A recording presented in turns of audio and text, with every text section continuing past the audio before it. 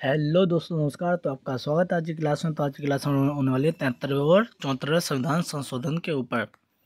जो हमारे सेमेस्टर 4 के बच्चे हैं, पॉलिटिकल साइंस ऑनर्स वाले, उनका एक पब्लिक पॉलिसी का सब्जेक्ट है, इम्पोर्टेंट टॉपिक है। तो पढ़ते हैं कि 73 और 74 संविधान संशोधन था क्या, है क्या। तो ये पढ़ते हैं 73वें और 74वें संविधान संशोधन का मुख्य उद्देश्य निचले स्तर पर विकास करना और राजनीति के संचालन करना था। दोस्तों, जो 73वां संविधान और 74वां संविधान संशोधन हुआ था, उसका मुख्य उद्देश्य क्या था? जो हमारा निचला स्तर है, निचले स्तर से अभिप्राय है हमारे, जब पंचायती राज हो गए, नगर निगम हो गए, मतलब एक छोटे स्तर पर विकास करना और उनके लिए योजनाएं बनाना और योजना बना के उनके विकास में सहायता करना था। तो आपका ये 73वां संविधान और 74वां संविधान संशोधन का उद्देश्य था। तो आगे पढ़ते हैं 73वां संविधान संशोधन था क्या। तो इसमें था कि पंचायती राज संस्थान का गठन 73वें संविधान संशोधन अधिनियम 1922 द्वारा किया गया। जो है जो 73वां संविधान संशोधन है, उसका मुख्य उद्देश्य क्या था? पंचायती राज संस्थान का गठन करना। तो इसी के तहत पंचायती राज का गठन हुआ, और ये कब हुआ? 1922 में हुआ था। इस अधिनियम द्वारा भारतीय संविधान में एक नया भाग यानी कि 9वां भाग जोड़ा गया, और इसमें लेखा जोखा 243 से 243 ओ तक प्रावधान शामिल है। तो दोस्तों, जो है 73वां संविधान संशोधन है, उसमें क्या किया गया? इसमें एक 9वां भाग जोड़ा गया जो भारतीय संविधान का था, और इसमें जितने भी प्रावधान है वो कहाँ से कहाँ तक है? इसमें 243 से 243 ओ तक इसके सारे प्रावधान बताए गए। इस अधिनियम के संविधान में एक नई 11वीं अनुसूची को शामिल किया गया। तो दोस्तों, आपको बता दूं, जब वहाँ संविधान बना था तो उसमें केवल 8 ही अनुसूची थी, परंतु बाद में धीरे धीरे संशोधन हुए, उसमें बढ़कर 12 अनुसूची हो गई। तो 11वीं अनुसूची जो थी वो कहाँ से जुड़ी थी? वो इस 73वें संविधान संशोधन से। तो पढ़ते हैं आखिर ये आगे। इसमें राज्य विधायिका और पंचायतों के बीच शक्तियों के विषय सुनिश्चित करे गए हैं। इसमें 29 विषय शामिल हैं। तो दोस्तों, इसमें क्या किया गया है? इसमें क्या गया है कि इसमें जो विधायिका और पंचायतों के बीच शक्तियां हैं, उनके विषय और सुनिश्चित किए गए हैं कि उनके कौन कौन से कार्य विषय होंगे और कौन कौन सी इसकी शक्तियाँ होंगी। तो इसमें 29 विषय शामिल है। तो कौन कौन से विषय शामिल हैं, पढ़ते हैं। जैसे कृषि का विस्तार, जो पंचायती मतलब जो गांव स्तर पे होते हैं, उनमें विकास के कार्य बताए गए, जैसे कृषि का विस्तार, गरीबी उन्मूलन कार्यक्रम, और पशुपालन, मछली पालन, ईंधन और चारा, परिवार कल्याण, सांस्कृतिक गतिविधियाँ, शिक्षा, बाजार, मेले, पेयजल पेज नहीं है पेयजल है, पुस्तकालय आदि। तो ये जो पंचायती राज है, उसमें ये कार्य सम्मिलित किए गए हैं 11वीं अनुसूची के तहत, और इसमें प्रावधान 243 से 243 ओ तक दिए गए हैं। तो पढ़ते हैं आखिर इसके कौन कौन से प्रावधान हैं। अनुच्छेद 243 से अनुच्छेद 243 ओ के बीच कुछ महत्वपूर्ण प्रावधान है। तो पढ़ते हैं। महत्वपूर्ण अनुच्छेद हैं, तो कौन कौन से अनुच्छेद हैं, पढ़ते हैं। आपको सारे नहीं लिखने हैं, 243 से लेकर 243 ओ तक आपको कुछ ही लिखना है जो कि महत्वपूर्ण है। तो पढ़ते हैं कि 243 ए में क्या बताया गया है। ए में बताया गया कि ग्राम सभाओं का संगठन, ग्राम पंचायतों के मतदाताओं का निकाय जो ऐसी शक्तियों का प्रयोग कर सकता है, मतलब ऐसी शक्तियों से अभिप्राय जो पंचायत स्तर पर अपनी शक्तियों का प्रयोग कर सकता है और ग्राम स्तर पर ऐसे कार्य कर सकता है जैसे कि राज्य विधानमंडल कानून द्वारा प्रदान किए गए।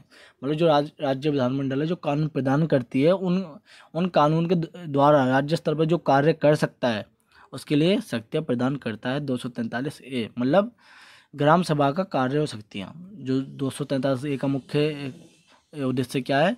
मतलब ग्राम सभाओं को क्या प्रदान करना, ग्राम पंचायतों को और सभाओं को उसके कार्य बताना, उसकी शक्तियाँ बताना। और 243 बी में क्या बताया गया है? प्रत्येक राज्य में ग्राम, मध्यवर्ती और जिला स्तर पर पंचायत का गठन। जो 243 बी है वो क्या करता है? जो त्रिस्तरीय सरकार होती है पंचायती राज में, तो ग्राम स्तर पर, मध्यवर्ती स्तर पर और जिला स्तर पर पंचायतों का गठन करना। साथ ही त्रिस्तरीय पंचायती राज संस्थाएं, जिसमें जिला परिषद, पंचायती समिति और पंचायतें शामिल हैं। तो मतलब त्रिस्तरीय सरकार का गठन करना तो 243 बी में बताया गया है। और अनुच्छेद 243 डी में क्या बताया गया? तो पढ़ते हैं डी में क्या है। इसके अनुसार सभी स्तर पर सभी पंचायतों में अनुसूचित जाति, अनुसूचित जनजाति मतलब SC OBC के लिए सीटों का आरक्षण। पंचायतों में अनेक उनके संबंधित भाग के अनुपात में 1/3 महिलाओं के लिए सीटों का आरक्षण। मतलब जो पंचायती राज है उसमें SC OBC के लिए सीटों का आरक्षण किया जाए, और साथ ही जो उनका अनुपात है उनके अनुपात में क्या है 1/3 महिलाओं के लिए सीटों का आरक्षण किया जाए। ये D में बताया गया है। तो 243E में क्या बताया गया, इसमें बताया गया पंचायतों का समय काल कितना हुआ 5 वर्ष। जो है हमारे पंचायती राज्यों से समय काल पहली बैठक से लेके 5 वर्ष के लिए तय होता है। तो ये उसका समय निर्धारण करता है 243E। आपको जितने बता रहा हूँ उसमें से आपको 5-6 पॉइंट याद करने हैं और लिख के आने हैं। ये आपका या फिर टिप्पणी वाले क्वेश्चन में आ जाएगा या फिर पूरे आपके 15 नंबर के क्वेश्चन में आ जाता है। 15 नंबर नहीं 18 नंबर के क्वेश्चन में आ जाता है। तो बढ़ते हैं अनुच्छेद 243G में क्या बताया गया है। तो G में बताया गया है ग्रामीण स्थानीय निकायों को सत्ता, अधिकार और उत्तरदायित्व सौंपना ताकि वे सुशासन की संस्थाओं के रूप में कार्य कर सके। तो दोस्तों जो है 243G उसमें ये बताया गया है जो ग्रामीण स्थानीय निकाय की सत्ता होती है, उसके अधिकारी होते हैं, उनके जो उत्तरदायित्व होते हैं, तो उनको सौंपा जाता है कि आपके ये उत्तरदायित्व होंगे, आपके ये कार्य होंगे, आपकी सत्ता यहाँ से यहाँ तक निर्धारण की जाएगी। मतलब सुशासन निर्धारित करती है 243G अनुच्छेद, ताकि जो है सत्ता में लोग हैं वो अपने एरिया के उतने हिस्से में सुशासन कर सकें जितने एरिया उनके अंडर में आता है। अनुच्छेद 243H और I, तो ये देखो 74वें और 73वें दोनों में है, तो आपको इसको पढ़ते हैं। क्या है जो वित्तीय विकेंद्रीकरण या जो मतलब वित्त मतलब जो धन का बंटवारा होता है नगर निगम और पंचायती राज में, पंचायतों द्वारा कर लगाने की शक्ति और उनकी निधियों का अर्थ ये होता है जो सरकार टैक्स लगाती है ना, जो टैक्स लोगों से आता है वो होती है सरकारी निधियाँ। राज्य सरकार वित्तीय स्थिति को समीक्षा के लिए स्वतंत्र राज्य स्तरीय वित्त आयोग का निर्माण करना।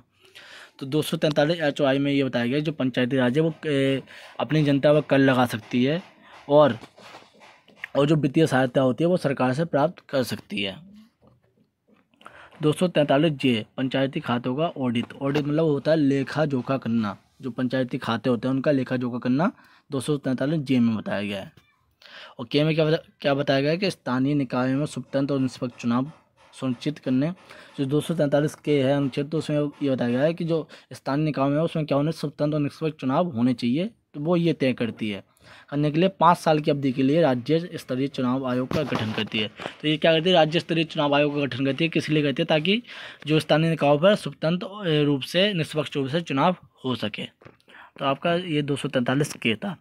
तो ये तो दोस्तों आपका होगा 73वां संविधान संशोधन जिसका अभी तक आपने पढ़ा। तो ये मुख्य रूप से किसके ऊपर बेस था, ये इसके 3-4 पॉइंट हाईलाइट करता हूँ मैं। ये मुख्य रूप से पंचायती राज के ऊपर बेस था और इसमें 11वीं अनुसूची को जोड़ा गया। इसमें 243 से 243 तक प्रावधान शामिल किए गए हैं जिसमें इसके कार्य और शक्तियाँ बताई गई हैं। ठीक है, तो इसमें 9वां भाग को जोड़ा गया संविधान के। ठीक है, तो ये आपका 73वां संविधान संशोधन था जो 1922 में हुआ था। तो इसका पिरामिड बना देना आपको दोस्तों, जब आप पेपर में लिखो तो इसमें जिला परिषद, पंचायती समिति और ग्राम पंचायत ये तीनों स्तर के पिरामिड आपको बना देने हैं। ओके, तो आगे बढ़ते हैं। ग्रामीण भारत में 73वें संशोधन का सकारात्मक प्रभाव पड़ा है। देखो जो 73वां संविधान संशोधन हुआ था उसका क्या है हमारे ग्रामीण स्तर पर सकारात्मक प्रभाव पड़ा है और वर्तमान समय दिखाई दे रहा है। वर्तमान में निर्वाचन आयोग द्वारा उपलब्ध कराए गए आंकड़ों मतलब जो अभी मतलब आंकड़े लिए गए वर्तमान में, तो उसमें क्या पाया गया आंकड़ों के अंदर 600 से अधिक जिला पंचायत हैं जो हमारे भारत देश में जो गांव जिला मतलब गांव स्तर पर 600 से अधिक क्या है 600 से अधिक जिला पंचायत है, 6000 मध्यवर्ती पंचायत है और 2,30,000 मतलब 2.3 लाख ग्राम पंचायत उपलब्ध हैं। मतलब 2,30,000 ग्राम पंचायत उपलब्ध हैं। तो ये हो गया आपका 73वां संविधान संशोधन। तो अब पढ़ते हैं दोस्तों 74वां संविधान संशोधन आखिर है क्या। 74वां जो PV नरसिम्हा राव के राज में 74वें संविधान संशोधन अधिनियम के माध्यम से शहरी स्थानीय मानकों का गठन वर्ष 1992 में किया गया था। 1 जून 1993 में लागू हुआ। जो PV नरसिम्हा राव की सरकार थी उसमें क्या किया गया 74वें संविधान संशोधन का गठन किया गया और ये 1992 में इसका गठन हो गया था, परंतु इसको लागू 1 जून 1993 में किया गया। तो आगे बढ़ते हैं। इसमें भाग 9th ए जोड़ा गया। उसमें क्या किया गया था, उसमें 9वां भाग जोड़ा गया था, उसमें 9th ए भाग को जोड़ा गया। और अनुच्छेद 243 पी से लेकर जेड जी तक इसमें प्रावधान है। इसमें कितने प्रावधान है, 243 पी से लेकर जेड जी तक। उसमें क्या था, 243 से लेकर 243 ओ तक प्रावधान शामिल थे 73वें में, जबकि इसमें पी से लेकर जेड जी तक मतलब ज़्यादा है। इसके अतिरिक्त अधिनियम के संविधान में 12वीं अनुसूची को जोड़ा गया। उसमें कौन सी अनुसूची को जोड़ा गया था, 11वीं। उसमें 12वीं अनुसूची को जोड़ा गया। इसमें नगर निगम के 18 कार्यात्मक सहायक शामिल है। मतलब इसमें 29 विषय यानी कार्य शामिल थे, इसमें 18 विषय शामिल हैं। क्लियर है, सिंपल है दोनों का, मतलब सिमिलर है, थोड़ा थोड़ा फर्क है। तो पढ़ते हैं आगे। इसका पिरामिड बना देना आपको, जैसे उसका बनाया हुआ है कि पहले स्तर पर नगर निगम, दूसरे पे नगर पालिका परिषद और तीसरे पे नगर पंचायत आती हैं। तो आपका ये पिरामिड हो गया। आगे बढ़ते हैं। 74वें संविधान संशोधन के प्रमुख प्रावधान जो शहरी स्थानीय निकायों के लिए निकायों से संबंधित है। तो इसके अनुच्छेद पढ़ लेते हैं। 243 पी से लेके जेड जी तक। सारे नहीं पढ़ने हैं, अभी भी मैं बता रहा हूँ आपको। जो जो आपको लगता है कि इम्पोर्टेंट है या पेपर में लिखने लायक है, तो वही पॉइंट आपको याद करने हैं, सारे नहीं करने हैं। तो मैंने आपको कुछ ही पॉइंट बताए हैं जो मुझे इम्पोर्टेंट लगे हैं, तो पढ़ते हैं। अनुच्छेद 243 क्यों, तो क्यों बताया गया, नगर पालिकाओं का गठन एक ग्रामीण क्षेत्र से एक शहरी क्षेत्र में। पहला पॉइंट क्या है, जो नगर पालिकाओं का गठन है, जैसे जिस प्रकार मतलब ग्रामीण गांव के स्तर पर किए गए उसी प्रकार एक शहरी स्तर पर किया जाए। संक्रमणकालीन क्षेत्र के लिए एक नगर पंचायत, एक छोटे शहरी क्षेत्र के लिए एक नगर परिषद हो। मतलब कहने मतलब है, जिस तरह ग्रामीण स्तर पर नगर पंचायत है, उसी तरह शहरी क्षेत्र के लिए एक नगर परिषद का गठन किया जाए। बड़े शहरी क्षेत्र के लिए नगर निगम बनाया जाए। जो सबसे बड़े शहरी क्षेत्र है उसके लिए क्या बनाया जाए, नगर निगम का निर्माण किया जाए। जो हमारे दिल्ली जैसे शहरों में नगर निगम है, आप देख सकते हो, बड़ा शहर है ना क्योंकि दिल्ली, और ये ऊपर से राजधानी भारत की। तो पढ़ते हैं अनुच्छेद 243 आर में क्या बताया गया, पृथक चुनाव के माध्यम से चुने गए व्यक्तियों द्वारा भरे जाने वाले नगर पालिकाओं और सीटों की संरचना। मतलब जो है 243 आर में उसमें ये बताया गया है, जो है प्रत्येक चुनाव होते हैं उसमें सीटों की संरचना क्या होनी चाहिए, तो ये सुनिश्चित करता है। अनुच्छेद 243 एस बर्ड समितियों का गठन और संरचना। तो इसमें क्या किया जाता है, जो हमारी बर्ड समितियाँ होती हैं तो उसका गठन किया जाता है और उसकी संरचना की जाती है 243 एस के अनुसार। और 243 टी में क्या बताया गया, सभी स्तर पर अनुसूचित जाति मतलब SC OBC के लिए सीटों का आरक्षण। जिस प्रकार पंचायती राज में हमने पढ़ा अनुच्छेद 243 डी में, उसी तरह से टी में बताया गया है कि SC OBC के लिए आरक्षण और उन्हीं के अनुपात में एक तिहाई महिलाओं के लिए सीटों का आरक्षण किया जाना चाहिए। और यू में पढ़ते हैं आखिर क्या यू में है, आपका नगर पालिकाओं की अवधि सुनिश्चित करना। मतलब जो है जिस प्रकार हम पंचायती राज की अवधि सुनिश्चित करते हैं कि 5 वर्ष होनी चाहिए, उसी प्रकार नगर पालिका की अवधि कितनी होनी चाहिए, 5 वर्ष के लिए सुनिश्चित की जानी चाहिए, उनकी पहली बैठक से लेकर 5 वर्ष तक। तो डब्ल्यू में पढ़ते हैं 243 डब्ल्यू में क्या बताया गया है कि नगर पालिकाएँ आदि की शक्तियाँ, अधिकार और उत्तरदायित्व को सुनिश्चित करना। 243 डब्ल्यू ये बताता है जो नगर पालिका की शक्ति होती हैं, कार्य होते हैं, तो उनको उत्तरदायित्व होते हैं, उनको सुनिश्चित करता है। और 243 एक्स में क्या बताया गया है, इसमें बताया गया है कि नगर पालिकाओं द्वारा उनकी निधियाँ देखो, अभी दोबारा से बता रहा हूँ, निधियाँ वो होती हैं जो एक किसी भी सरकार द्वारा जो कर लगाया जाता है, टैक्स लगाया जाता है, उससे जो पैसा आता है वो इस निधि में इकट्ठा किया जाता है। उनकी निधियाँ द्वारा कर लगाने की शक्ति प्रदान करना। जो उनकी ये निधियाँ होती हैं सरकार की, उसी निधि द्वारा हम पे टैक्स लगाया जाता है और उसी टैक्स का जो पैसा होता है वो इस निधि में संचित मतलब इकट्ठा किया जाता है। 243 बाई, अब बाई में क्या है, अनुच्छेद 243 आई के तहत जो हमने HOI पढ़ा था उसी के तहत इसमें बताया गया है कि वित्त गठित आयोग भी नगर पालिकाओं की वित्तीय स्थिति की समीक्षा करेगा और राज्यपाल से सिफारिश करेगा। मतलब जब भी ये नगरीय स्तर पर कोई वित्तीय सहायता की आवश्यकता होगी तो क्या करेगा, वो राज्यपाल से सिफारिश कर सकता है वित्तीय सहायता को लेकर। 243 जेड में क्या होता है, नगर पालिकाओं के खातों का लेखा जोखा।